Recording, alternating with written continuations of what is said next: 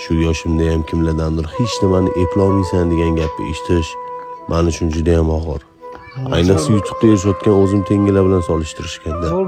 Chunki shu gaplarni aytayotganlarning ko'zida go'yoki men hech nima qilmayotgandek ko'rinaman. Aslida unaqa emas. Har bir kishining o'z yo'li bor, belgilangan taqdiri bor. Men shunchaki sababli ustida ishlayapman va kelayotgan sinovlarni kulib kutyapman. Sevsam kimni ahmoqlarsiz kulib suyaman. Xiyonatga ko'z yosh to'kma.